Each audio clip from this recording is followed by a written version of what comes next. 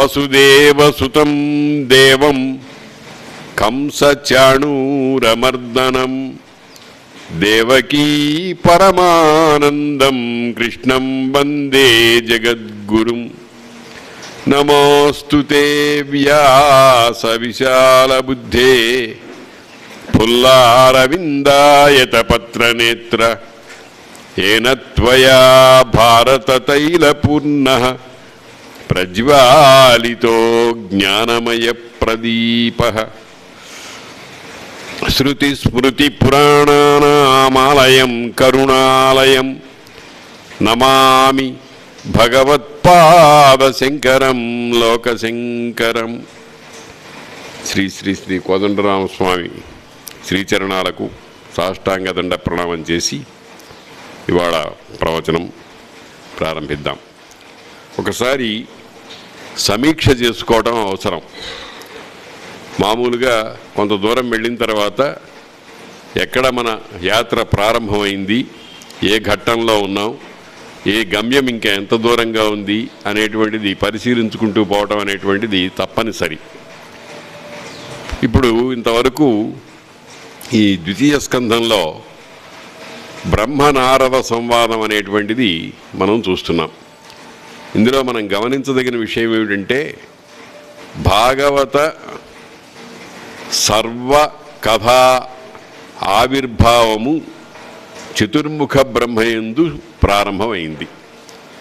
ఆ చతుర్ముఖ బ్రహ్మకు దానిని ప్రసాదించినటువంటి వారు పరబ్రహ్మ, పరమాత్మ. ఆయన దగ్గర నుంచి నారదుడు గ్రహించాడు. నారదుడి నుంచి వ్యాసుల వారికి వెళ్ళింది. వ్యాసుల వారు శుకునికి ఉపదేశించాడు. శుకుడు పరీక్షిత్తుకు ఉపదేశించాడు. అది మనకిప్పుడు లభ్యమవుతున్నటువంటి భాగవతం. దీన్నే ఏమంటారంటే సంప్రదాయము అని అంటారు. సంప్రదాయం అంటే పైనుంచి కిందివారు అందుకోవటం, కింది వాళ్లకు ఇవ్వటం. ఈ రకంగా ఇది మహావిద్య. విద్య అంటేనే మోక్షకారణమైనది అని అర్థం.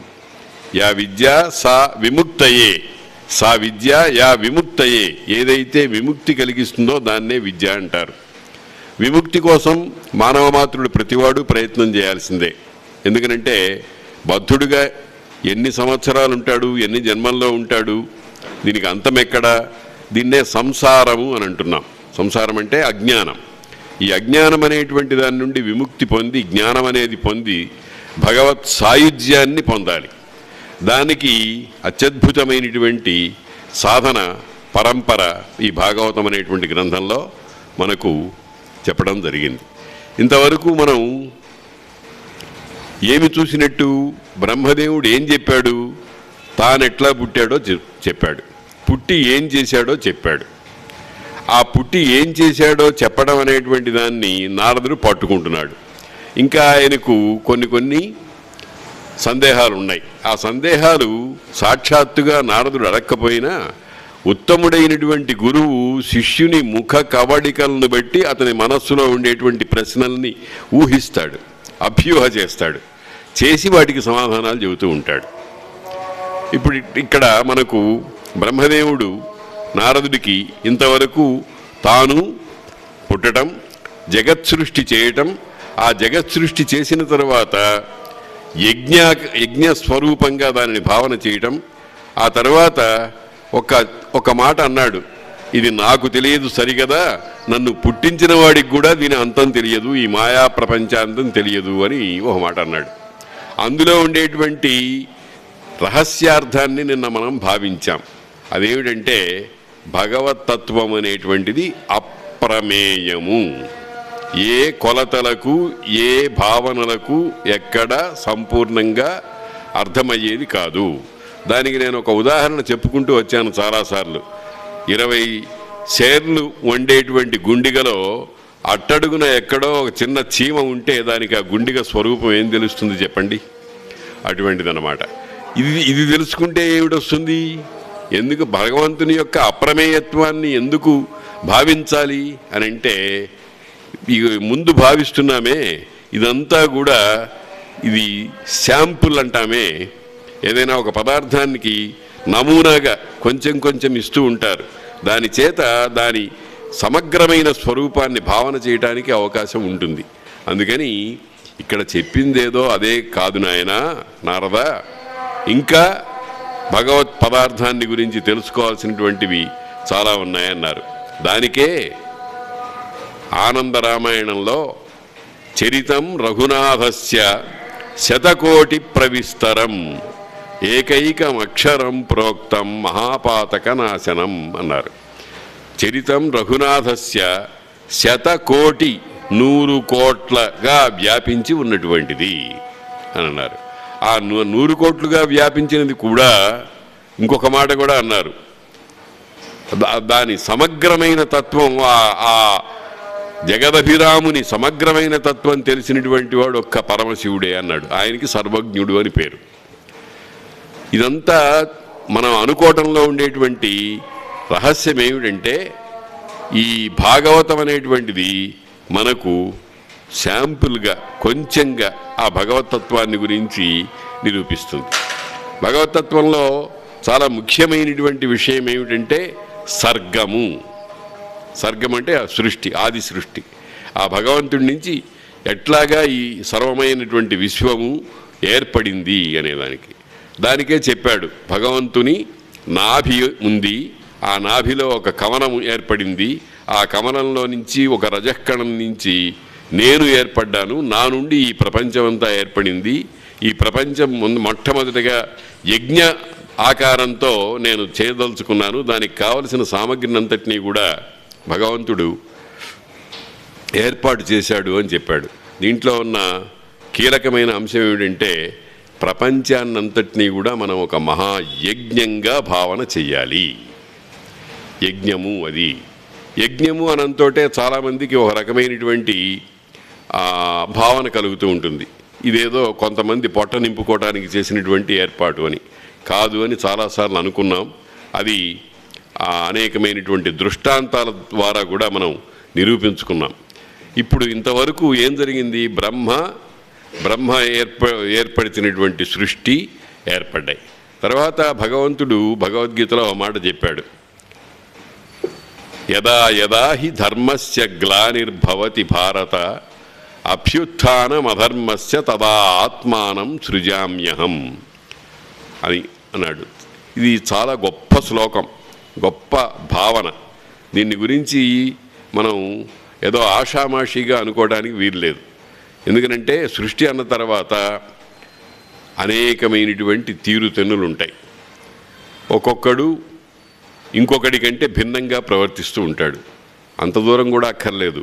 ఒకడే ఒక కాలంలో ఒక రకంగా ప్రవర్తించి మరో కాలంలో ఇంకో దానికి విరుద్ధంగా ప్రవర్తిస్తూ ఉంటాడు.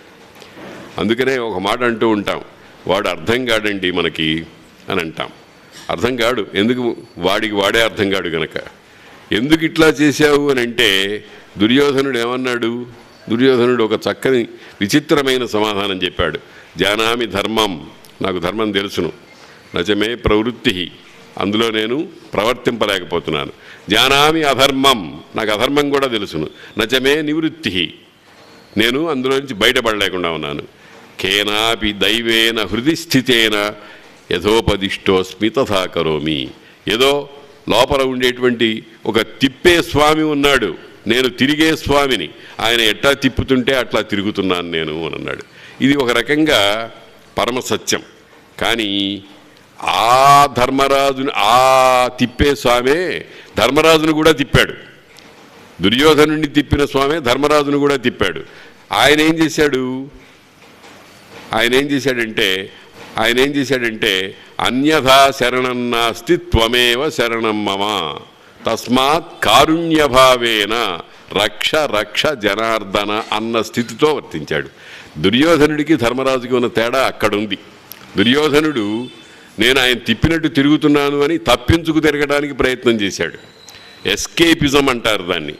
ధర్మరాజు అట్టా కాదు, నువ్వు తిప్పుతున్నావు, నేను తిరుగుతున్నాను, బాగానే ఉంది, కానీ నన్ను సరి అయిన మార్గంలో తిప్పేదానికి నేను నీకు సమర్పించుకున్నాను అని అన్నాడు. ఆ పని వాడు చేయలే. అదే తేడా దుర్యోధనుడికి ధర్మరాజుకి ఉండేటువంటి తేడా అది. కాబట్టి యదా యదా హి ధర్మస్య గ్లానిర్భవతి, ఎప్పుడెప్పుడైతే ధర్మమునకు గ్లాని అంటే అలసత, ధర్మము ప్రవర్తించడానికి వీలు లేకుండా ఉంటుంది. అంటే 4 కాళ్లతో తిరిగేటువంటి గోవు 2 కాళ్ళో 3 కాళ్ళో విరిచివేస్తే ఒక్క కాలుతో ఎట్లా కుంటుకుంటూ నడుస్తుందో అట్లాంటి పరిస్థితి వస్తుంది. అటువంటి పరిస్థితినే గ్లాని అంటారు. అటువంటి గ్లాని వచ్చినప్పుడు ఏమన్నాడు భగవంతుడు, చూస్తూ ఊరుకోడు, పోనీ దాన్ని చావని అని అంటారు. మనం ఏం చేస్తాం, మనం చూస్తూ ఉండగా ఒకడిని హింసిస్తూ ఉంటాడు, ఒక ఆవునో మరొక జీవినో హింసిస్తూ ఉంటాడు. మనకెందుకు లేదు అని పోతూ ఉంటాం. భగవంతుడట పోనివాడు. యదా యదా హి ధర్మస్య గ్లానిర్భవతి అభ్యుత్థానం అధర్మస్య, అధర్మమును కూకటి వేళ్లతో సహా పెరికి అవతల పారవేయటం కోసం ఆత్మానం సృజామి, నన్ను నేను సృష్టించుకుంటాను అన్నాడు. నేను పుడతాను అనలా, నేను అవతరిస్తాను అనలా, నేను ఏర్పడతాను అని అనలా, నన్ను నేను అక్కడ పెట్టుకుంటాను అని అన్నాడు. వాటినే ఏమన్నాం, అవతారములు అన్నాం. వాటిని అవతారములు అని అన్నాం. అవతారం అంటే దిగి రావటం. మామూలుగా శబ్దానికి అర్థం ఏమిటంటే అవతారం అంటే దిగి రావటం. ఎక్కడి నుంచి దిగి వస్తాడు ఆయన? మనకి మామూలుగా ఒక అలవాటు ఉంది, భగవంతుడా అనుకుంటూ ఉంటాం. టెండూల్కర్ చూడండి, ఓ 6 కొట్టాడు అనుకోండి, నమస్కారం పెడతాడు పైన, అంటే భగవంతుడు అక్కడెక్కడో పైన ఉన్నాడు అని ఓ భావన. అక్కడి నుంచి దిగి వస్తాడు. భగవంతుడు పైన లేడు, కింద లేడు. నమస్తు తే సర్వత ఏవ సర్వ, నీ చుట్టూ ఉన్నాడు, నీలో ఉన్నాడు, నీ బాహ్య ప్రదేశంలో ఉన్నాడు, నీ ఇంట్లో ఉన్నాడు, నీ అన్ని చోట్ల ఉన్నాడు. దిగి రావటం అనేటువంటి దానికి అర్థం ఏమిటంటే నామరూప క్రియాత్మకంగా ఏర్పడతాడు అని అర్థం. ఒక పేరు పెట్టుకుంటాడు, ఒక రూపాన్ని ధరిస్తాడు, ఒక పని చేయటానికి ప్రోగ్రాం అంతా ముందరే తయారు చేసుకుని దిగి వస్తాడు. శ్రీరామచంద్రుని గురించి ఆ మాటే చెప్పారు. పితరం రోచయామాస తదా దశరథం నృపం, తండ్రిగా దశరథరాజుని భరించాట. ఆ తర్వాత 10 వర్ష సహస్రాణి 10 వర్ష శతాని చ రామో రాజ్యముపాసిత్వా, మళ్ళీ స్వస్థానానికి వెళ్ళాడు అని అంటారు. ఈ మాట మొట్టమొదట్లోనే అనుకున్నాడు ఆయన. నా ప్రోగ్రాము ఏమిటి? మనం ఇప్పుడు భాగవత రసఝరి, ప్రవచన రసఝరి 4 రోజులు అనుకున్నాం, ఇవాళతో పూర్తవుతుంది. ఇదంతా ముందర తయారయ్యింది. అలాగే శ్రీరామచంద్రుడు కూడా తను దిగి రాక ముందే నేను 11,000 సంవత్సరాలు భూలోకంలో రాజ్యాన్ని పరిపాలించి కాదు, ఉపాసన చేసి నేను మళ్ళీ నా స్థానానికి వెడతాను అని అనుకున్నాడు. దాన్నే ఏమన్నారు, 3 కార్యములు. అభ్యుత్థానం అధర్మస్య, ఏమిటది? దుష్ట నిగ్రహము, శిష్ట రక్షణము, ధర్మస్థాపనము. ఈ 3 కార్యాలు. ఈ 3 కార్యాలు అనేటువంటిది ఏది ఎప్పుడు ఏ విధంగా చేయాలో అదంతా ఒక ప్రణాళిక వేసుకొని ఆ భగవంతుడు దిగొస్తాడు. అట్లా దిగి వచ్చినటువంటి అవతారాలని గురించి కూడా మనం తెలుసుకోవాలి. ఎందుకంటే అది కూడా భాగవతమే కనుక, అది భగవత్ స్వరూపం కనుక. ఇప్పుడు ఇక్కడి నుంచి ఆ విషయాన్ని తెలియజేస్తున్నారు. అని 2 యూనిట్లను అనగా ఇమ్మహనీయ తేజోనిధి మొదలి అవతారంబు సహస్రశీర్షాదియుక్తంబై ప్రకృతి ప్రవర్తకంబగును ఆది పురుష రూపంబగును. ఇది పురుష సూక్తం అని మనం అనుకుంటున్నాం. సహస్రశీర్ష పురుష సహస్రాక్ష సహస్రపాత్ సభూమిం విశ్వతో వృత్వా అత్యతిష్టద్దశాంగుళం అంటూ ప్రారంభమైనటువంటి పురుష సూక్త మంత్రం ఉందే, అది ఆ ఆది పురుషుని ఆది అవతారం. దాన్ని చూపించాడు ఆయన. అక్కడ చాలా చాలా విషయాలు ఉన్నాయి. అందులో సూర్యుడెవరు, చంద్రుడెవరు, అగ్ని ఎవరు, మరి బ్రాహ్మణాది వర్ణములేమిటి, చంద్రుడంటే ఏమిటి మొదలైనటువంటి విషయాలన్నీ చెప్పారు. అందుకనే చూడండి, ఇప్పుడు చంద్రుడు విరాట్ పురుషుని యొక్క హృదయం అని అన్నారు. మెంటల్ కేసు గాళ్ళని ల్యూనటిక్ అంటారు. దానికి సమన్వయం చేసుకుంటే చంద్రమా మనసో జాతః, చంద్రుడు మనస్సు నుండి ఏర్పడ్డాడు అనేటువంటి దానికి సరిపోతుంది. అంటే వికారాలు, మనస్సు అనేటువంటిది నిత్య చంచలమైనటువంటిది. ఆ నిత్య చంచలమైనటువంటి దాంట్లో ఎప్పుడు ఏ భావన పొటమరిస్తుందో ఎవరూ ఊహించలేరన్నమాట. అది చంద్రస్థానం అని అన్నారు. అలాగా సూర్యుడు, తర్వాత భూరాది లోకాలు, అన్నీ ఆ పురుష సూక్తము అనేటువంటి మంత్రంలో చాలా చక్కగా చెప్పబడి ఉన్నాయి. సూక్తము చాలా చక్కగా విడమరచి అందరికీ జ్ఞానాన్ని పెట్టేటువంటి మంత్ర సముదాయాన్ని సూక్తము అని అంటారు. అటువంటిది మొట్టమొదటి ఈ మహనీయ తేజోనిధి మొదలి అవతారంబు సహస్రశీర్షాదియుక్తంబై. సహస్రశీర్ష పురుష, సహస్రాక్ష, సహస్రపాత్, సహస్ర శీర్షములు, సహస్ర అక్షులు, సహస్ర పాదములు, ఇట్లాగే ఇంకా అనేకమైనటువంటివి. అదంతా కూడా భారతంలో ఒక 3-4 సార్లు ఆయన కొంతమందికి చూపించాడు. అలా చూపించి పరమ ప్రయోజనం పొందినటువంటి వాడు అర్జునుడు, చాలా ప్రయోజనం పొందినటువంటి వాడు ఉదంకుడు, ఏమి ప్రయోజనము పొందకుండా వినోదంగా చూచి మళ్ళీ కళ్ళు అక్కర్లేదని మూసుకున్నవాడు ధృతరాష్ట్రుడు. కాబట్టి ఆ స్వరూపం అన్నమాట.